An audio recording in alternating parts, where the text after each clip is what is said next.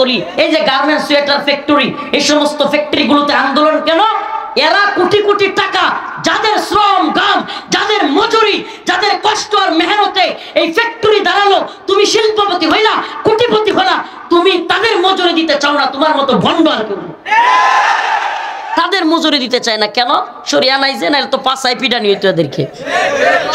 আল্লাহর বিধান যদি আল্লাহর জমিনে বাস্তবায়ন হইতো, আস-সারিকু ওয়াস-সারিকাতু ফাকতাউ আইদিয়াহুমা, প্রত্যেকটা চোর, এমপি হোক, মন্ত্রী হোক, প্রধানমন্ত্রী হইলেও চোরের সাজা হাত কাটা।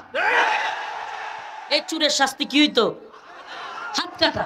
হাত কাটার ভয়ে আর চুরি করতো না। আপনি বলবেন হুজুর আগামীকাল কে কি তাইলে সব ফেরেশতা হয়ে যেত চোরেরা? ফেরেশতা হওয়া লাগতো বাধ্যতামূলক। ফেরেশতা হওয়া লাগতো বাধ্যতামূলক। এই বিচার ব্যবস্থা, এই বিশ্ব ব্যবস্থা, এই কুফরি সিস্টেম সব ভেঙে চুরে দিতে হবে। মুসলিমদের ঈমানের তাকাজা এটাই। জমিন কার? আল্লাহর। বিধান চলবে কার? ইনিল হুকমু ইল্লা লিল্লাহ, আমার আল্লাহ তা'বুদু ইল্লা ইয়া। জমিন আল্লাহর, হুকুম আল্লাহ। ওয়া নাস্তাঈনুহু ওয়া নাস্তাগফিরুহু ওয়া নু'মিনু বিহি ওয়া নাতাওয়াক্কালু আলাইহি ওয়া নাউযু বিল্লাহি মিন শুরুরি আনফুসিনা ومن سيئات أعمالنا من يهده الله فلا مضل له ومن يضلل فلا هادي له ونشهد أن لا إله إلا الله وحده لا شريك له أما بعد فقد قال الله تبارك وتعالى في كلامه المجيد وفرقانه الحميد أعوذ بالله من الشيطان الرجيم بسم الله الرحمن الرحيم محمد رسول الله والذين معه أشداء على الكفار رحماء بينهم تراهم ركعا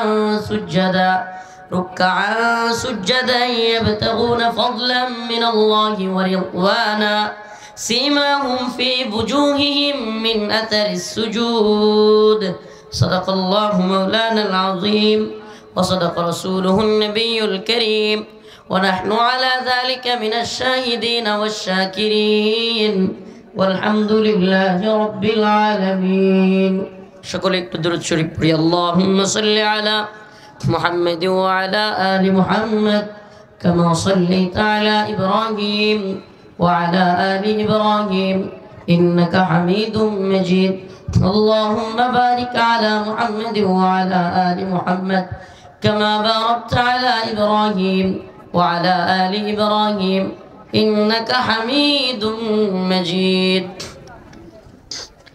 জামিয়া কারিমিয়া মহিলা মাদ্রাসা লক্ষ্মীপুরা তালুকদার পুকুরপাড় জয়দেবপুর গাজীপুরের আজকের এই ওয়াজ মাহফিলের সম্মানিত উলামায়ে কেরাম, মুরব্বিয়ানে আযম, প্রিয় যুবক ভাইরা, পর্দানিশীন শ্রদ্ধেয় মা ও বোনেরা, আসলে এই প্রোগ্রামটা আমাদের নিজেদেরই প্রোগ্রাম। আমাদের কাছের এক আত্মীয়, আমাদেরই প্রিয় বড় ভাই মুফতি আনোয়ার শাহ হুজুর জামিয়া কারিমিয়া মাদ্রাসার প্রিন্সিপাল, উনি আমাদের আত্মীয় এবং কাছের মানুষ। আসলে আমি একাধিক প্রোগ্রাম বা বেশি প্রোগ্রাম নিতে আগ্রহী না, কিন্তু কিছু মানুষ আছে যারা কুট মারে, একেবারে ছাড় দেয় না। কুট মারা বুঝেন তো, মানে কোনো ছাড় দিবে না, আসতেই হবে। দিন শেষে গত বছরে চাপাচাপি করতে গিয়ে পরে আইতে পারছি না, মনে আছে আপনাদের? মাহফিলে পোস্টারে নাম ছিল কিন্তু আসতে পারিনি। তো এই বছরও চাপাচাপি করে এই প্রোগ্রাম নিছে, আলহামদুলিল্লাহ, আল্লাহ শুকরিয়া যে আসতে পারছি। আইসাই আমার খুব প্রিয় মানুষ, খুব ভালো লাগে তিলাওয়াত। আমি মাঝে মাঝে গাড়িতেও শুনি। মুফতি কারি শফিউল্লাহ দামাত বারকাতুহুম হুজুরের তিলাওয়াত শুনতেছিলাম, ভালোই লাগতেছিল। মনে হইতেছিল পিছনে থাকলেই ভালো ছিল, হুজুরও দেখতো না, আর একটু তিলাওয়াত শুনতে পারতাম। তো যাই হোক, লম্বা রাত হয়ে গিয়েছে, আমরা প্রোগ্রাম শুনি, কিন্তু দিন শেষে নামাজের বেলায় খবর থাকে না। এবং এটা আমি একেবারে বলে রাখি, যারা আমরা দাওয়াতের কাজ করি কিংবা প্রোগ্রামের কাজ করি, তারাও গভীর রাতে ঘুমাইলে পরে ফজরের নামাজ মিস হওয়ার সম্ভাবনা থাকে। এটা খুব মাথায় রাখা চাই, আমরা যেন কোনোভাবেই নামাজ কাজা না হয়ে যায়। কারণ আল্লাহ পাক আমাদের উপর ফরজ করেছেন নামাজ। এই মাহফিলগুলো ফরজ না, হ্যাঁ প্রয়োজনীয়তা আছে, অনেক বেশি প্রয়োজনীয়তা। কেন? কারণ দিনের এই মাহফিল কিংবা এই অবস্থানটা বাংলাদেশে কিংবা উপমহাদেশে আছে বলেই বাতিল জালেম তাগুতরা মাথা ছাড়া দিতে পারে না। এটা আমি পরীক্ষিত, আমি দেখেছি যারা ইনায়া বিনায়া যে কোনোভাবে এই প্রোগ্রামগুলোকে নিষিদ্ধ করতে পারলেই বাতিলরা খুশি। কেন? কারণ এই ময়দানগুলো থেকেই মানুষের জাগরণ তৈরি হয়। আলেমরা যে কোনো সময় যে কোনো জালেমের বিরুদ্ধে দাঁড়ানোর জন্য একটা প্ল্যাটফর্ম দরকার, আলেমরা এই প্ল্যাটফর্মটাকে পেয়েছে। মানুষকে দাওয়াতের এই ময়দানে ওয়াজে আয়েশা মানুষকে ঐক্যবদ্ধ করে, যে কোনো জালেমকে বিতাড়িত করার জন্য এই ময়দানটা জাগ্রত করার জন্য খুব সহজ একটা মাধ্যম। তো এই জন্য এই ময়দানটার প্রয়োজনীয়তা অনেক বেশি, যে কারণে কষ্ট হলেও আমরা শরীক হওয়ার চেষ্টা করি। আল্লাহ পাক আমাদের সবাইকে দ্বীনি কাজগুলোর সাথে শরীক হওয়ার তৌফিক দান করুক। বলেন আমিন। আরো জোরে বলেন আমিন। আমি আল্লাহ এবং তার রাসূলের, আল্লাহর পক্ষ থেকে রাসূল এবং সাহাবায়ে কেরাম কেমন ছিলেন এবং তাদের অবস্থান কেমন ছিল, তাদের মুমিনের সাথে আচরণ কেমন ছিল, কাফেরের সাথে আচরণ কেমন ছিল, এই সম্বন্ধে আপনাদের কাছে কিছু কথা বলবো। আমাদের আচরণ মুমিনের সাথে কেমন হবে, কাফেরের সাথে কেমন হবে, রাষ্ট্রীয়ভাবে রাষ্ট্রীয় ক্ষমতা পাইলে কেমন হবে, রাষ্ট্রীয়ভাবে বিভিন্ন দায়িত্বশীল হলে কেমন হবে, প্রত্যেকটা জিনিস কোরআন সুন্নায় আছে না নাই? যদি কেউ মনে করে কোরআন স্বয়ং সম্পূর্ণ না, নাউজুবিল্লাহ, বরং আব্রাহাম লিঙ্কন থেকে কিছু নিতে হবে, লেনিন থেকে কিছু নিতে হবে, কার্ল মার্কস থেকে কিছু নিতে হবে, মাও সেতুং এর কাছ থেকে কিছু নিতে হবে, তাইলে আমি বুঝবো এ ব্যক্তি ইসলাম বুঝে নাই, এ ব্যক্তি দ্বীন বুঝে নাই। আল্লাহ পাক যেখানে বলেছেন আল ইয়াউমা আকমালতু লাকুম দীনাকুম ওয়া আতমামতু আলাইকুম নি'মাতি ওয়া রাদিতু লাকুমুল ইসলাম দীনা, আমি এই দ্বীনকে পরিপূর্ণ করেছি। এখানে কোনো কাটছাটেরও যেমন সুযোগ নাই, নতুন করে সংযোজন করারও কোনো সুযোগ নেই। এই দ্বীনে নতুন করে কিছু আনারও সুযোগ নাই, এটা থেকে বাতিল করারও কোনো সুযোগ নাই। আপনি সালাফদের ইতিহাস দেখেন, সাহাবায়ে কেরামের ইতিহাস দেখেন, তারা নিজেদের ক্ষেত্রে ছাড় দিতেন, নিজেদের ক্ষেত্রে কি করতেন, কিন্তু ইসলামের ক্ষেত্রে কোনো ছাড় দিতেন না। হযরতে আবু বকর, যার ব্যাপারে বলা হতো আরহাম উম্মতি বি উম্মতি আবু বকর, প্রত্যেক খতিব মিম্বরে এইটা পড়ে, এটা বলে, অথচ এই রহম দিলওয়ালা নরম দিলওয়ালা হযরতে আবু বকর রাদিয়াল্লাহু আনহু, আল্লাহ রাসূল সাল্লাল্লাহু আলাইহি সাল্লাম যখন চলে গেছেন, কিছু লোক যাকাত দিতে অস্বীকার করছে। কি করছে? যাকাত দিতে অস্বীকার করছে। সাইয়েদনা হযরতে আবু বকর রাদিয়াল্লাহু আনহু বলেন, আমি ওই সমস্ত ব্যক্তি যারা যাকাত দেয় না তাদের বিরুদ্ধে যুদ্ধ ঘোষণা করলাম। সুবহানাল্লাহ। এবার হযরতে উমর রাদিয়াল্লাহু আনহু, শক্ত মানুষ, খুব কঠিন মানুষ, তিনি পর্যন্ত আয়েশা হযরতে আবু বকরকে বুঝাইতে লাগলেন, আপনি এখন যদি এই অবস্থাটা তৈরি করেন, এই অবস্থা যারা যাকাত দেয় না তাদের বিরুদ্ধে শক্ত হন, যুদ্ধের ডাক দেন, অথচ সব দিকে মানুষ ইসলাম থেকে চলে যাচ্ছে, ইরতিদাদের ফিতনা চলতেছে, সব দিকে মানুষ মুরতাদ হয়ে যাচ্ছে, ইসলাম থেকে বের হয়ে যাচ্ছে, এই অবস্থায় যাকাত যারা অস্বীকার করেছে তাদের ব্যাপারে একটু ধৈর্য ধারণ করুন। হযরত আবু বকর গর্জে উঠলেন, বললেন, হে ওমর, শুনে রাখুন, আল্লাহর নবীর সময়ে যারা যাকাত দিত তাদের মধ্যে কেউ যদি রাসূলের সময়ে একটা উটের রশি দিত আর এই রশি দিতে অস্বীকার করে, আমি আবু বকর তার বিরুদ্ধে যুদ্ধ ঘোষণা করব। চিন্তা করছেন? এমনিতে কত নরম মানুষ, কিন্তু দ্বীনের উপরে আঘাত আসলে গরম হয়ে যাইতেন। হযরত ওমরের একটা কারগুজারি শোনাই। ওমর রাদিয়াল্লাহু আনহু, যার ব্যাপারে রাসূল বলতেন, আমার পরে যদি কোনো ব্যক্তি নবী হয় তাহলে সেটা হইতেন হযরত ওমর। সুবহানাল্লাহ। লাউ কানা বাদি নবিয়ান লাকানা ওমর, যে ওমর রাদিয়াল্লাহু আনহুর ব্যাপারে বলা হয় যে রাসূলের পরে কেউ নবী হলে কে হইতেন? হযরত ওমর। একদিন হযরত ওমর রাদিয়াল্লাহু আনহু উনি মিম্বরে ভাষণ দিচ্ছেন, বক্তব্য দিচ্ছেন, এর মধ্যে এক লোক দাঁড়ায় গেছে, দাঁড়ায় বলতেছে, ওমর, তোমার গায়ে জামা দুইটা কেন? হযরত ওমর কোনো জবাব দিলেন না। সাধারণ পাবলিক মসজিদের মধ্যে সমস্ত মানুষের সামনে কি বলে, জামা দুইটা কেন? আমারে কোন এই এলাকার কোনো এমপি তো দূরে থাক, চেয়ারম্যান মেম্বাররাও যদি কেউ লোকদের সামনে কোনো এরকম প্রশ্ন করে, এর কয়েকদিন পরে ঠ্যাং টুং পাওয়া যাবে? সুবহানাল্লাহ, সুবহানাল্লাহ। খলিফাতুল মুসলিমিন হযরত ওমরকে বলতেছে, তোমার গায়ে জামা দুইটা কেন? হযরত ওমর তার ছেলেকে বলে, আব্দুল্লাহ, বেটা তুমি এই কথার জবাব দাও। হযরত আব্দুল্লাহ ইবনে ওমর দাঁড়ায়া বলেন, ভাই, আমার বাবার গায়েও এই যে বাইতুল মালের যে একটা একটা জামা সবাইকে দেওয়া হয়েছে, আমার বাবারও একটাই, আমি আমার জামাটা আমার বাবাকে দিয়ে দিছি। সুবহানাল্লাহ কয় না? আমি আমার জামাটা আমি আমার বাবাকে দিয়ে দিয়েছি, এই জন্য ওনার গায়ে দুইটা জামা। ও ভাই, এই ওমর রাদিয়াল্লাহু আনহু দেখেন ব্যক্তিগত আক্রমণের ক্ষেত্রে তারা কত বেশি বিনয়ী। সুবহানাল্লাহ, যে একটা বেদুইনকে পর্যন্ত উনি মারতে বলেন নাই, কাটতে বলেন নাই, ওরে বলেন নাই ওরে ধর এখনই ওরে শোয়ালা, বলছেন? বলেন নাই। হযরত ওমর তার ছেলেকে বলছেন, বাবা তুমি জবাব দাও। তার ছেলে দাঁড়ায় বলছে, আমার জামাটা আমার বাবাকে দিয়ে দিয়েছি। অথচ আরেকটা ছোট্ট কারগুজারি শুনাই। হযরত ওমরের কাছে দুই লোক বিচার নিয়ে আসছে। কয়জন? দুইজন বিচার নিয়ে আসছে। একজন ইহুদি আর একজন হলো নামদারি মুসলিম। এখন দুইজন বিচার নিয়ে আসছে। এরা এই বিচার হযরত ওমর রাদিয়াল্লাহু আনহুর কাছে আসার আগে আরো দুইজনের কাছে গেছিল। একজনের নাম হযরতে আবু বকর আর একজনের নাম জনাবে মুহাম্মদুর রাসূলুল্লাহ সাল্লাল্লাহু আলাইহি ওয়াসাল্লাম। এবার হযরত ওমরের কাছে ওই যে ইহুদি সে বলতেছে, আপনার কাছে এই বিচার আসার আগে আরো দুইজনের কাছে আমরা গিয়েছিলাম, একজনের নাম হযরতে আবু বকর আর একজনের নাম জনাবে মুহাম্মদ সাল্লাল্লাহু আলাইহি ওয়াসাল্লাম। হযরত ওমর কই, বলেন কি? আমার কাছে আসার আগে আরো এরকম দুইজনের কাছে আমার নবীর কাছে গেছে? কয় হ্যাঁ। এরপরে ওই নামদারি মুসলিমকে জিজ্ঞেস করছে, আচ্ছা তুমি এই বিচার কেন মানলা না? কয় দুইবারই বিচার ওই ইহুদির পক্ষে গেছে। সুবহানাল্লাহ, ইসলামের বিচার ব্যবস্থা এত সুন্দর, ইসলামের বিচার ব্যবস্থা এত সুন্দর, যদি ইহুদিও থাকে কাফেরও থাকে, যদি ফায়সালা তার পক্ষে যায় মুসলমানের বিরুদ্ধেও যায়, ইসলাম বলে ফায়সালা তার পক্ষেই হবে। সুবহানাল্লাহ। আর আমাদের বিচার ব্যবস্থার অবস্থা কি? এই তন্ত্রমন্ত্রের বিচারের অবস্থা আমি আমার কারগুজারি শুনাই।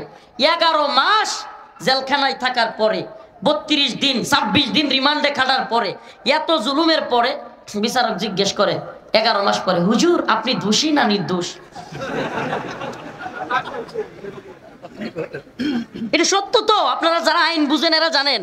চার্জশিট যখন গ্রহণ করে ওই দিন জিজ্ঞেস করে, তাইলে এতদিন যে লোকটারে মারলি, সে লোকটারে রিমান্ডে নিলি, এই লোকটারে জেলে রাখলি, এখন যদি নির্দোষ হয় তাইলে ওই বিচারক বদমেশরে বলা দরকার না যে তুই জেল খাট গিয়ে এলা, আমার যে 11 মাস রাখলি এখন তুমি গিয়ে জেল খাটো।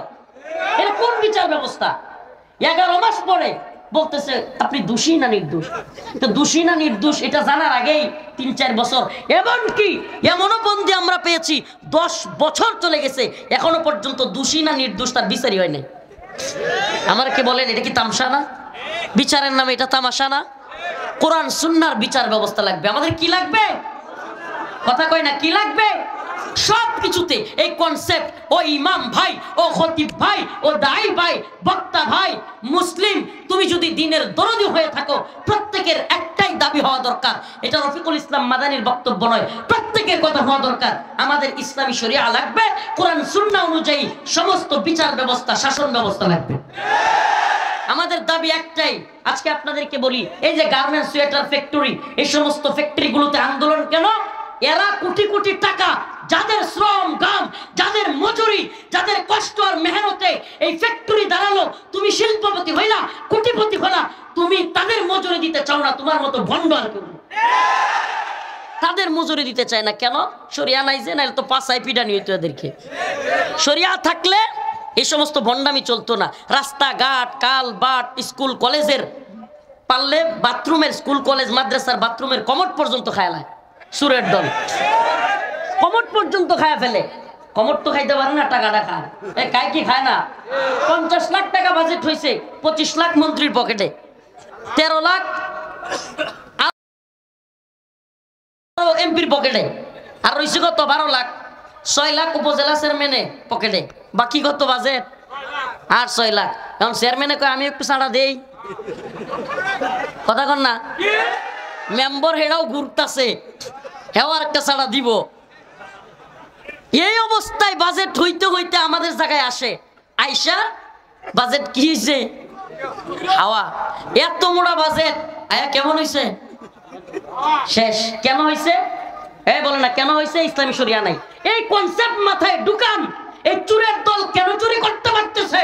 আল্লাহর বিধান যদি আল্লাহর জমিনে বাস্তবায়ন হইতো, আস-সারিকু ওয়াস-সারিকাতু ফাকতাউ আইদিয়াহুমা, প্রত্যেকটা চোর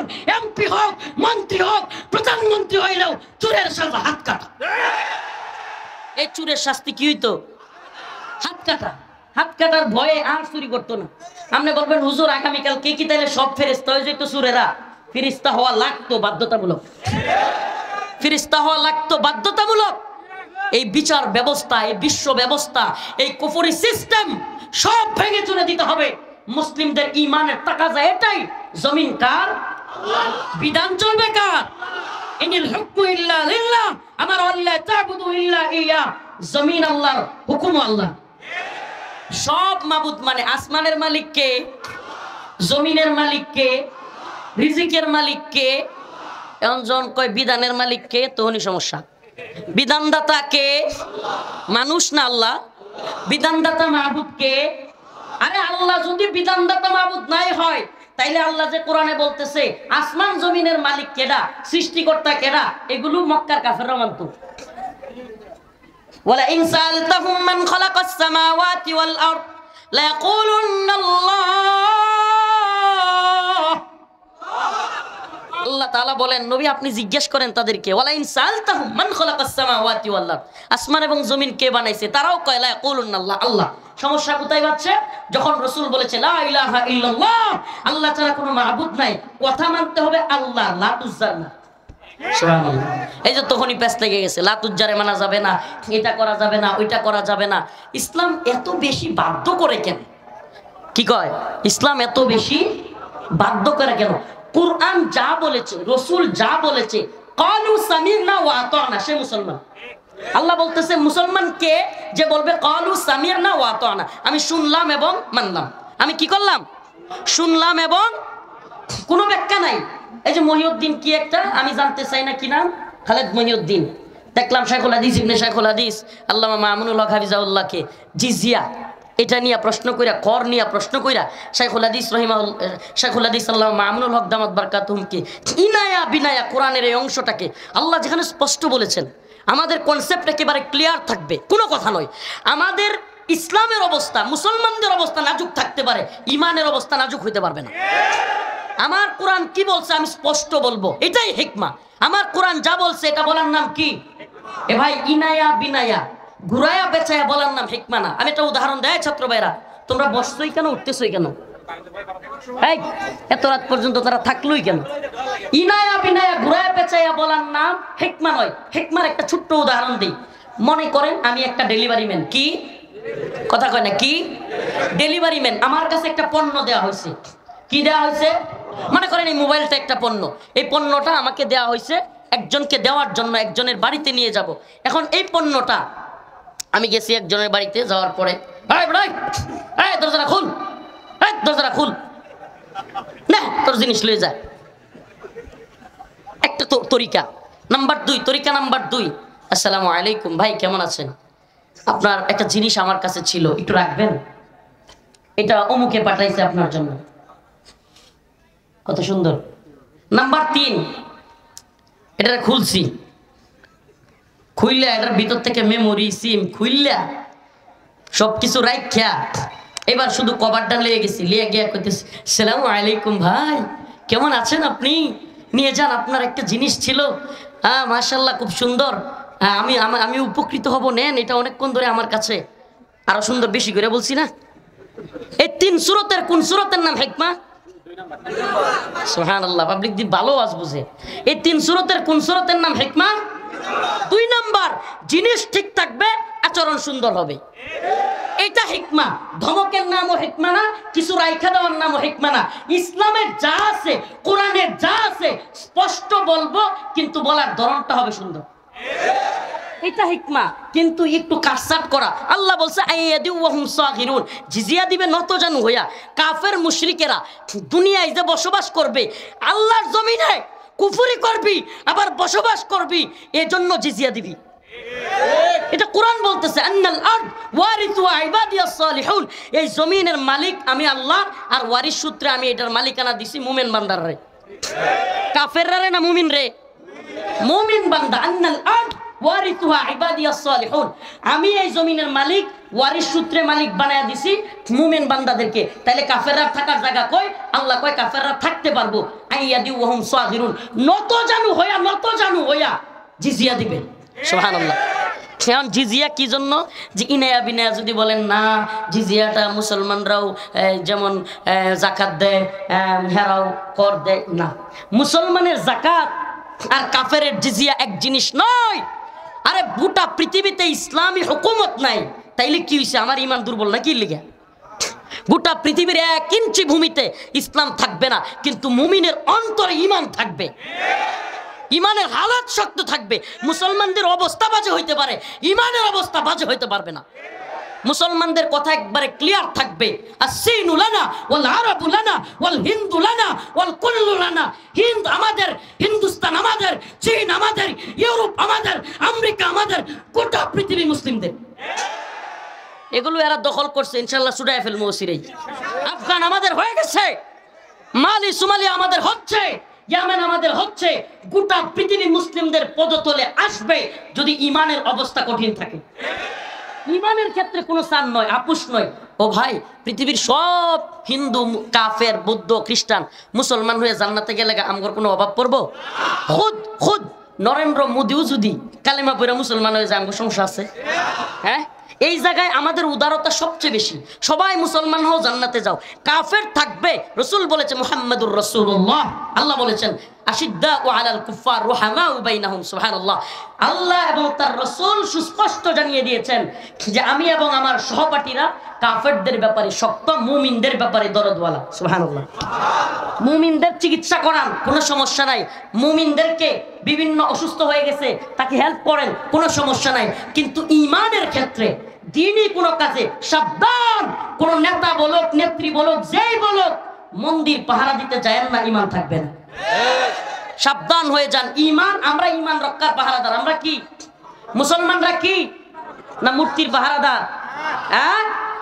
হ্যাঁ, মূর্তির পাহারাদারি করলে কি হবে?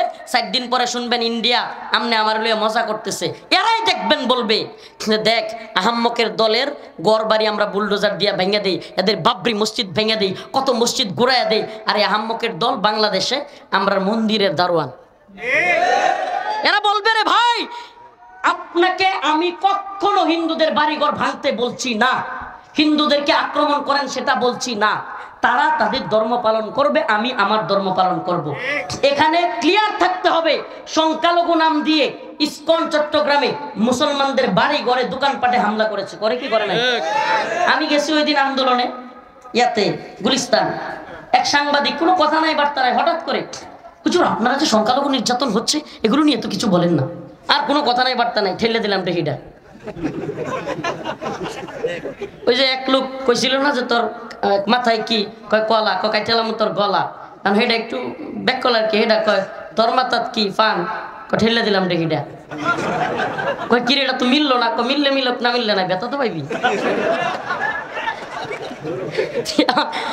আমরা এখানে গেছি একটা বিষয়ে কথা বলতে, এই বিষয়ের কোনো সম্পর্ক নাই, হঠাৎ করে ঢোকাই দিছে, হুজুর আপনারা এত কথা বলেন, সংখ্যালঘুদের ব্যাপারে কিছু বলেন না। কারণ আমি যখন বলছি কি আপনি কি 100 নাকি, যে আপনি দেখেন না উলামায়ে কেরাম সংখ্যালঘুদের বাড়ি ঘরে হামলা হওয়ার কথা বিরোধিতা করেছে, তারা পর্যন্ত সংখ্যালঘুদের নিরাপত্তার কথা বলেছে।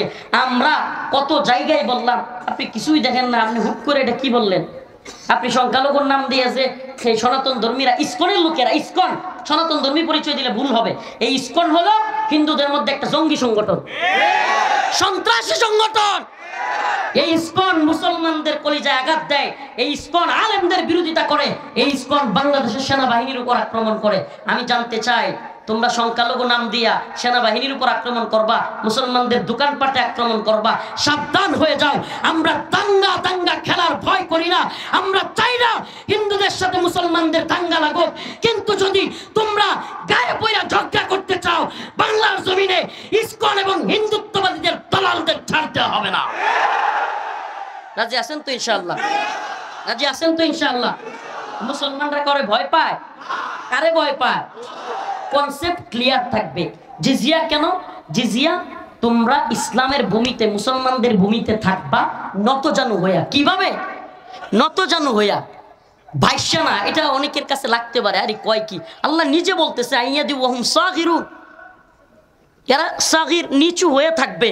কেন নিচু হয়ে থাকবে? ঈমান যে আনো নাই, আল্লাহর বিরুদ্ধে শিরিক করতেছো, কুফুর করতেছো, এখানে কোনো ধরনের এই লামসাম গজামিল দেওয়ার জায়গায় নাই।